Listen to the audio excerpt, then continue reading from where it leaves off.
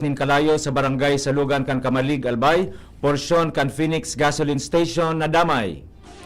360 million pesos na subsidy fund sa Aleco na i-turn over na kang Ako Bicol Party List as in kan National Electrification Administration. LTFRB Bicol mahalat kan IRR para sa mandatory drug test kan PUV drivers. Mga lokal na kandidato na napadarhan ni show cause order kan Comelec Bicol uminabot na sa 23.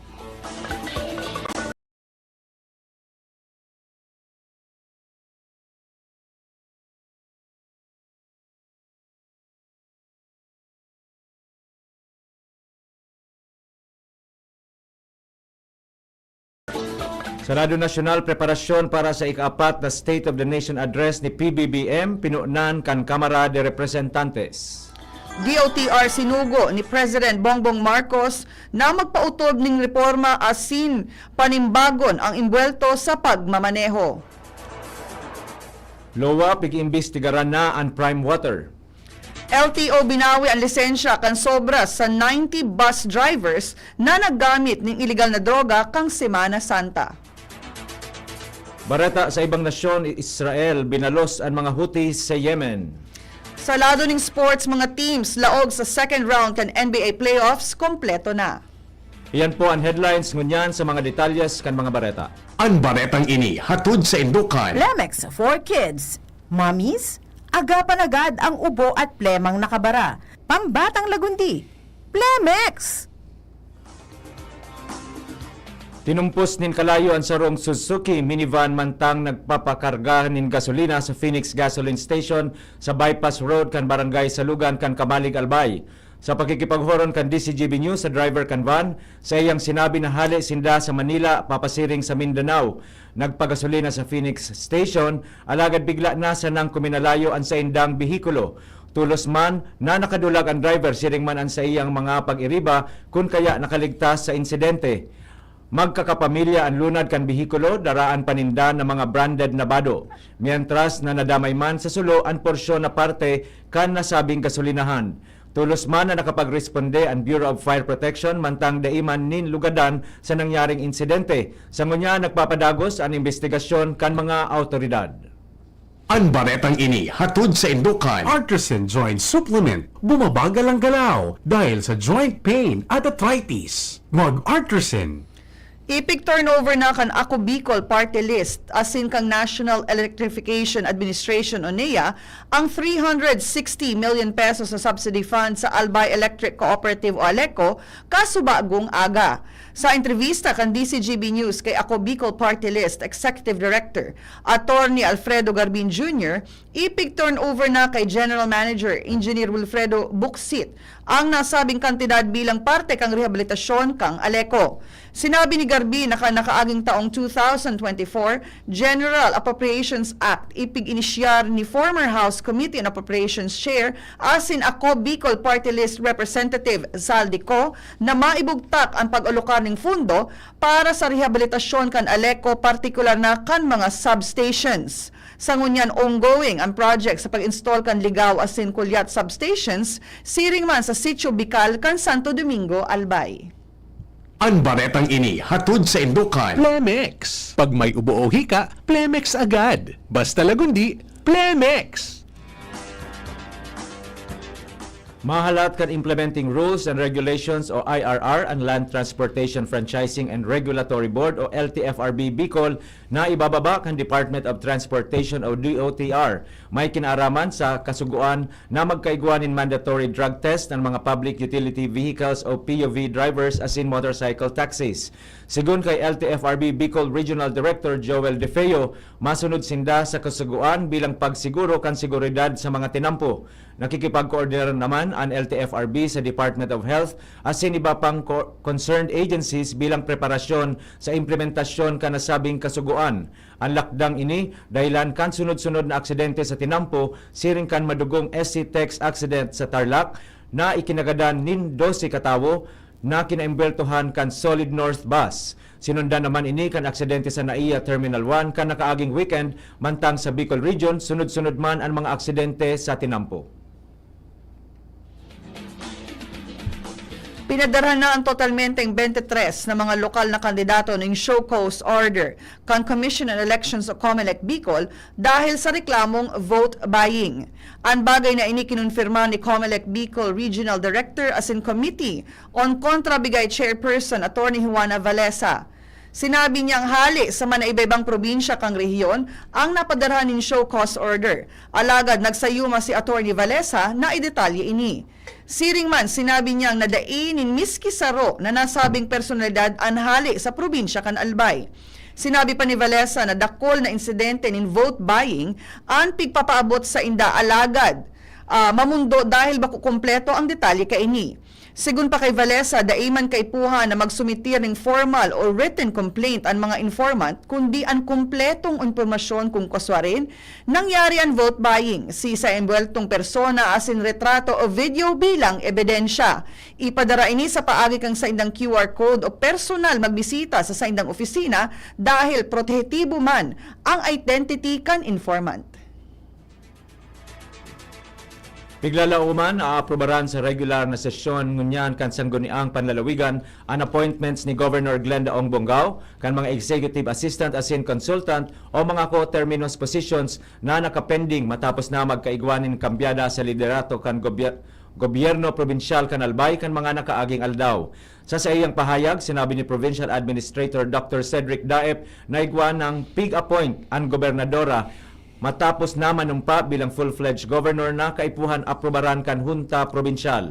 Ang mga appointees, kompwesto kan Provincial Legal Officer, Provincial Information Officer, pati na ang Provincial Administrator. Ang mayor na kambyada sa liderato kan Gobyerno Provincial kan Albay nangyari matapos na dagos ng tangkason si Governor Grex Lagman kan opisina kan Ombudsman matapos mapatunayan na guilty sa kasong grave misconduct. Plansyado na kan Police Regional Office o PRO5 ang puwersa na ide-deploy sa palibot na matao ng seguridad para matrangkilo, ligtas asin matanos ang kondukta kang eleksyon sa Kabikulan. Sa presente, nasa irarom na kan full alert status ang bilog na tropa kan kapulisan asin naka-standby ang ibang tauhan para sa posibleng mobilisasyon. Totalmenteng 15,040 na mga personahes hali sa PNP, AFP as in Philippine Coast Guard as in iba pa naka-deploy man sa may iba-ibang lugar sa rehiyon. Ang puwersa kan mga uniformed units naka-istasyon sa mga voting centers as in iba pang estrahitikong lugar para magsirbing first responders as in mamantinir ang seguridad sa kondukta kang eleksyon ang kriminalidad. Nagpatanid ang Land Transportation Office o LTO Bicol sa mga driving schools, medical clinics, testing centers asin mga LTO district offices na mahigpit na sunodon ang mga regulasyones kan ahensya. Ini matapos ang report kan mga non-appearance o ang mga dai nagpairarom sa aktual na assessment o personal na paghampang kan aplikante alagad nakakuan nin lisensya sa rehistro. Sigun kay LTO Bicol Regional Director Edgar Alan Castillejos, katuyuhan kaini na sunodon ang direktiba ni the DOTR Secretary Vivencio Dizon as in LTO Assistant Secretary Attorney Vigor Mendoza kung saan mahigpit na ipinagmando ang mga minasunod. Siguraduhon ang 100% na pagsunod sa mga regulasyones sa operasyon asin akreditasyon. Mahigpit na ipautob ang verifikasyon kan persona para malikayan ang mga proxy asin maging responsable sa gabos na inspeksyon. Mas papakusugon kan Public Employment Service Office o PESO ang mga beneficiaries kang walang gutom program kan Department of Social Welfare and Development Bicol sa paagi kan Livelihood Skills Training. Ang siring na inisyatibo parte kang walang gutom kusinero cook-off challenge as in Innovation Roadshow na may katuyahan na magpakataoning skills training as in mapromotir ang nutritious alagad affordable dishes sa pamilya. Segun kay PESO Head Ellie P. Salting, nakikipagkoordinar na ang sa indang opisina sa DSWD5 para makapagtaoning skills training sa mga beneficiaries sa mga barangays ka munisipyo kang Kamalig para matabangan ang malangkawan ang saindang delensya. Mas hinigpitan kan Santo Domingo Municipal Police Station ang pagbantay sa seguridad sa palibot kan banwaan. Sigun ini kay Santo Domingo MPS Chief of Police, Police Captain Victor Borjal. Tinawanin doon ni COP Borjal na ang paghihigpit preparasyon naman sa nagraraning pirilian sa Mayo 12. Ang lakdang may kamawotan na masiguro ang proteksyon kan mga residentes asin kan publiko. Ini kompresto kan pagpakusog kan COMELEC checkpoint sa man iba-ibang tinampo sa banwaan. Nangapudan man si Captain Borjal sa publiko na ibitaran na magbitbit nin mga ipinagbabawal na bagay ngunya na eleksyon dahil posible sindang mapreso o makasuhan sa pagsuhay sa mga eksistidong leyes. Nabados ang 15 anyos na babae makalihis ang pirang beses na panlulupig na ginibo kan live-in partner kang sa iyang ina sa Rapu-Rapu, Albay. Sa impormasyon kang Rapu-Rapu Municipal Police Station, nagpaabot ng report ang biktima sa sayang ina na badus na ini dahilan sa paurutro na panlulupig sa iya kang suspect sa kada mahali ang ina sa saindang harong. Tulos man na nakipagkoordinar ang ina sa saindang opisina para sa kasong 20 counts ng rape as in acts of lasciviousness. Sangunya na sa kustudya na ang suspect ang Rapu-Rapu Municipal Police Station, mantang pighahalat na maibalyo sa Bureau of Jail Management and Penology matapos isangat ang kaso para sa magkakanigong aksyon.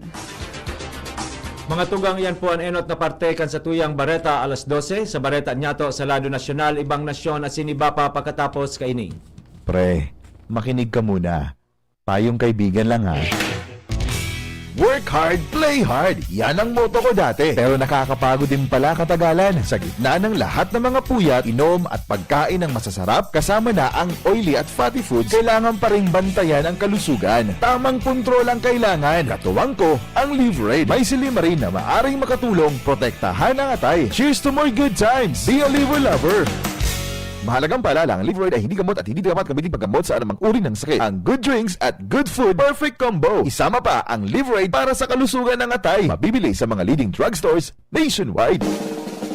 May iba't ibang karamdaman ka ba gaya ng high blood pressure, diabetes, sakit sa puso, sa kidney, sa atay, may myoma, na stroke, may gallstones, cancer at marami pang iba? Ang Amazing 4 ng Miracle Health Corporation ang subukan mo. Makakatulong dahil mula ito sa epektibong Amazing Trio at mas lalo pang pinalakas dahil sa Mega 1 na mayroong 21 sangkap. Subok ng nagpapalakas ng immune system at marami na ang mga natulungan na mayroong iba't ibang karamdaman. Huwag nang patagalin pa.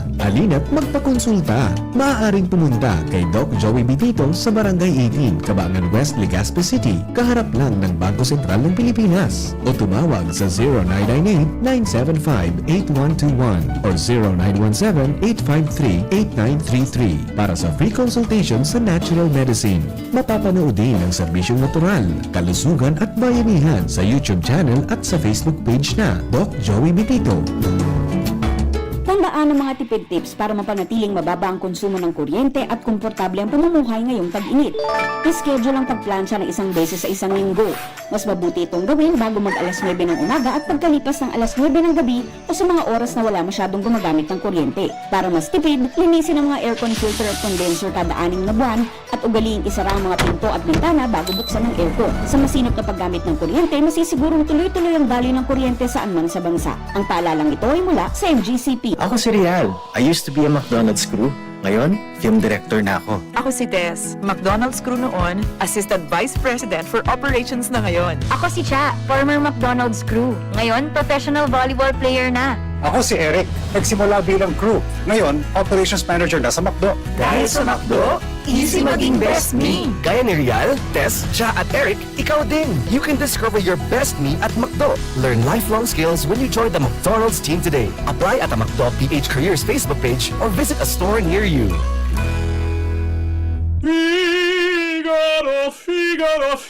Birit na sana kaso parang may gumagasgas. Ganyan ang ubong may plemang mahirap ilabas. Mag-Plemex Forte Syrup. Gawa sa natural na lagundi. Tinutunaw ang plema. Pinipigil ang ubo. Ramdam ang hagod ng ginhawa. Sing your heart out. Basta lagundi, Plemex. Mabibili ang Plemex Forte Syrup 60ml at 120ml sa mga pangunahing butikan nationwide. Vitex Nagundo L is a generic name of Plemex Forte. If symptoms persist, consult your doctor.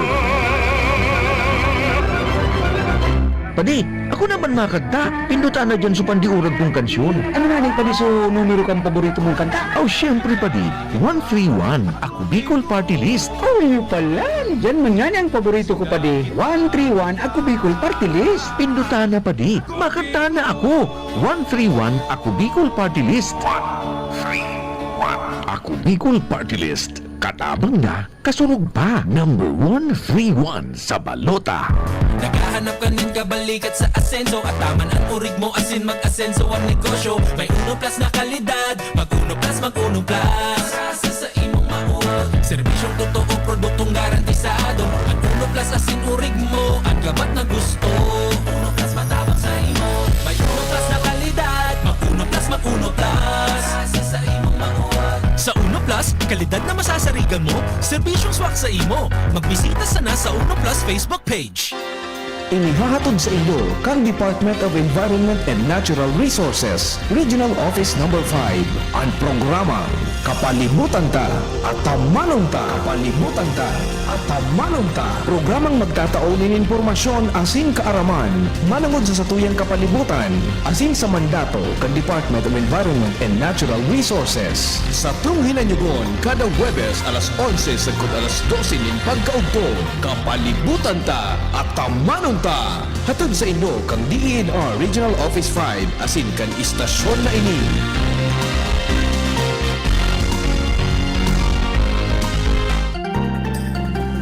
Come to Metro where you will find everything you need. So keep this in mind. Shop at the store or shop online. It's all here at Metro.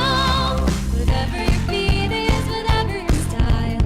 Come with the family and have a great time. We make life easy and we make life better here at Metro. Meet you at Metro. Balik po kita sa Bareta alas 12 para sa mga detalyes kan mga bareta sa lado nasyonal asin iba pa. Pinuna na kan House of Representatives ang preparasyon para sa ikaapat na State of the Nation Address o SONA ni Presidente Ferdinand Bongbong Marcos Jr. na gigibuhon sa Hulyo 28, 2025. Sa paagi ini kan primerong Interagency Coordination Meeting na pinanginotan kan Kamara asin inatenderan kan mga representante halit sa Office of the President, Senado, Department of Foreign Affairs o DFA asin Philippine National Police o PNP. Sa pagtiripon hinagad ni House Secretary General Reginald Velasco ang kooperasyon kan gabos na magkakanigong ahensya para sa trayumpo kan ikaapat na SONA ni PBBM. Inireport man ni House Sergeant at Arms Retired Police Major General Napoleon Taas na 37,000 na mga tauhan halis sa security and response agencies ang ipapawagas para magtaonin seguridad sa laog asin palibot kang batasang pambansa sa aldaw kan SONA. Tinukarman ang pagresponde sa medical emergency asin iba pang sitwasyon na pwedeng mangyari may kinaaraman sa pagkondukta kan SONA. Ipinag-orden ni President Ferdinand Marcos Jr. sa Department of Transportation o DOTR na panimbagon ang mga driver na responsable sa magkasunod na makagirabong trahedya sa SC Texas Ninoy Aquino International Airport o NAIA Terminal 1. Sa sayang mensahe, sinabi ni President Marcos na sinugo niya sa DOTR Secretary Vince Dizon na magpautob ng report para daing mautro ang kaparehong aksidente. Kaibahan digdi ang direktiba na repasuhon ang proseso kan pagtaon ng lisensya sa mga driver para masigurong solamente ang mga kwalipikado, tultol, asin responsableng mga individual ang tutugutan sa mga tinampo, ang mga iniman, pribadong driver o pampublikong tsuper. Ipinag-orden man kan Presidente na magkaigwan ng nationwide audit kan mga bus operator asin magkaigwan ng malinaw na sanction para sa gabos na daing makasimbag sa safety asin maintenance standards. Ipinag-orden man kan Presidente ang Department of Labor and Employment o DOLE na magpautob ng crackdown sa mga bako ligtas asin bako marhay ng mga lakdal sa sektor kang transportasyon arog kang halabang oras ng pagmaneho asin pressure para makaabot sa kota tanganing di mabugtak sa peligro ang biyahe. Sinabi kan Local Water Utilities Administration o LOA na pag-iimbestigaran na kaini ang prime water na pagsadiri kan pamilya Villar. Ang investigasyon ginibo matapos maglataw ang mga reklamo kan bako magayon na serbisyo kan prime water.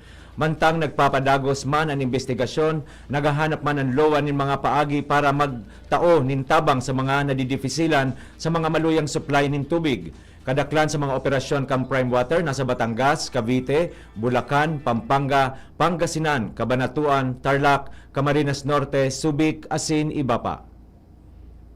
Ikinahadit kan Commission on Elections o COMELEC ang mahiwasa na kampanya kang salang impormasyon na kamawota na raoton ang tiwala kang publiko sa eleksyon bago ang Mayo 12 na pirilian. Segun kay COMELEC Chairperson George Erwin Garcia na naging dakulang patakot sa integridad kang eleksyon sa disinformation. Kasabay kaini pasiguro ni Garcia na daing nangyayaring pandadaya as in system breach sa COMELEC as in mantinidong ligtas ang mga sensitibong datos. Dagdag pa ni Garcia na nareparo kang COMELEC ang makaskas na paglakop kan mga peking bareta sa social media. Siring man, pinaaram ni Garcia na ligtas as in dai mamanipular ang mga makina sa pagbilang ng boto kaya wara nin dapat na ikaadit ang publiko. Nagbiyo ng pwersa si senatorial candidate Manny Pacquiao na midbid bilang anak ng mahirap asin si dating Manila Mayor Isko Moreno ang Batang Maynila sa kampanya sa Baseco asin Santa Ana, Manila. Ipinahayag ni Moreno na kandidato bilang presidente kan 2022 ang sa iyang bilog na suporta sa pagbabalik ni Pacquiao sa Senado. Ini ang ikaduwang pagkakataon na sarong dating kalaban sa pagka-presidente ang nagtaonin suporta kay Pacquiao na nagpapahiling ka nagkukusog kaining pwersa bilang kandidato sa irarom kan administrasyon. Si Presidente Ferdinand Marcos Jr. man ang nagpili kay Pacquiao na isabay sa senatorial slate kan alyansa para sa bagong Pilipinas. Inomaw ni Moreno ang istorya kan buhay ni Pacquiao bilang inspirasyon para sa milyon-milyon na Pilipino na naghihinguwa na makahawa sa pagtios. Nagpasalamat man si Pacquiao sa pag-endorso ni Moreno asin nangako na isusulong ang mga leyes na magpapaitaas sa level kan pamumuhay kan nagtitios asin masiguro na daing Pilipino na mawawalat. Pahayag pa ni Pacquiao na ang laban kan tios, laban nyato gabos. Dakulang salamat Mayor Isko, mag-iribanan kita para sa bagong pag-asa kan nasyon. Ma-attender si President Ferdinand Marcos Jr. sa ASEAN Summit sa Malaysia ngunyan na bulan. Ini ang kumpirmasyon ni Palace Press Officer Undersecretary Attorney Claire Castro. Ang ASEAN Summit gigibuon sa Bayo 26 hangtod 27 sa Malaysia. Mantang sinabi ni Marcos na nakipaghuron siya sa Malaysian Prime Minister Anwar Ibrahim. May kinaaraman sa regional economy asin security asin sa maabot na ASEAN Summit. Bareta sa ibang nasyon, naglansar ng airstrike ang Israel kontra sa mga Houthi rebels sa Yemen. Ginibukan Israel ang nasabing atake sa rong aldaw na matapos natamaan ng Houthi missiles ang sa indang eropuerto. Maabot sa 30 na mga fighter jets ang ginamit kan Israel para pauranan ng missiles ang Yemen. Enot nang sinabi ni Israeli Prime Minister Benjamin Netanyahu na daininda papalapwason ang nasabing ginibong pag-atake kan Israel sa Yemen kung saan dakul ang nadamay. Mantang hugas kamot man ang Estados Unidos asin sinabing daininda pigsabayan ang Israel na atakihon ang Yemen. Magigaromdoman na tinamaan kan Israel ang Hudida kung saan pigtarget ninda ang concrete factory duman na nagsusuporta sa mga Houthi military industries.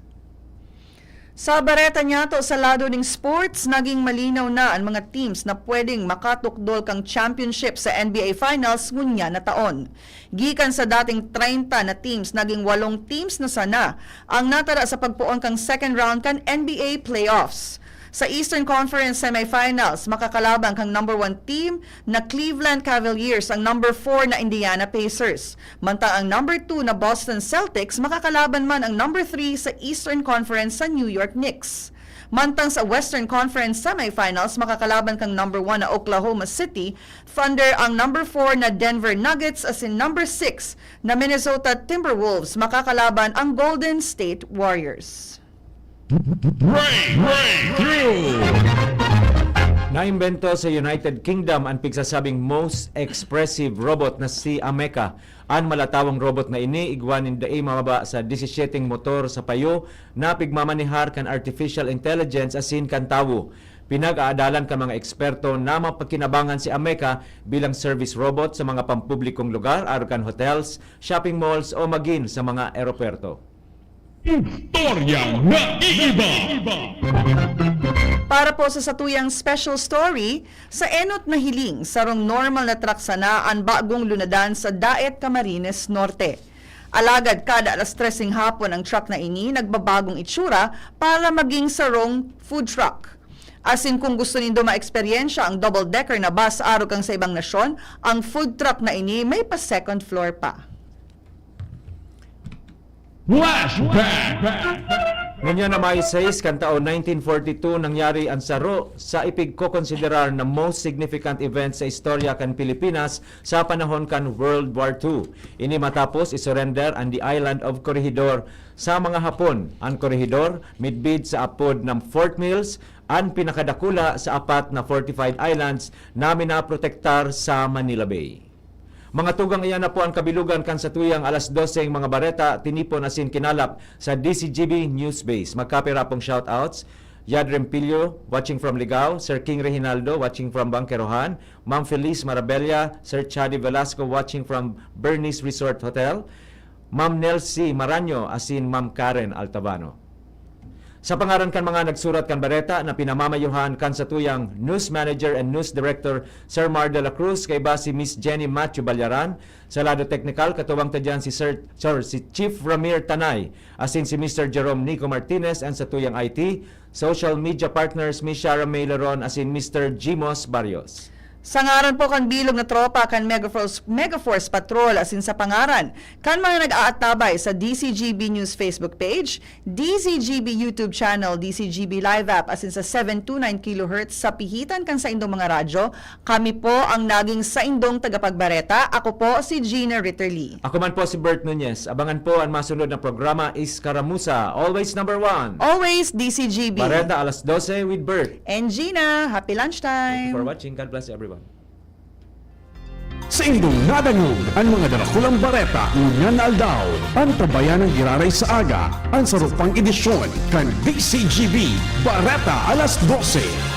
Abangan ang masunod na programa. Kung ikaw ay edad 50 pataas katulad ko, may mataas na ang risk ng manlalabo ng paningin. Mas challenging ang pang-araw-araw na gawain tulad ng pagbabasa, pagsusulat, at pagmamaneho. Ang Optin ay may lutin na maaari makatulong sa kalusugan ng mata, nilalabanan ng epekto ng glaucoma, macular degeneration at katarata.